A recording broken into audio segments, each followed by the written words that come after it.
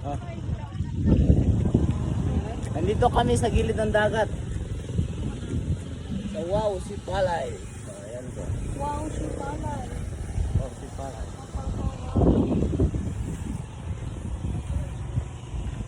Sure kayo. Mamaya na. Nagugutom po ako pero gusto pa ng picture.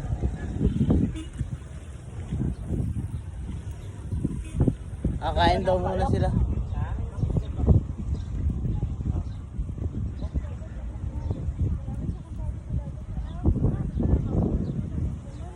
Ayan mga kababayan. Nandito kami po.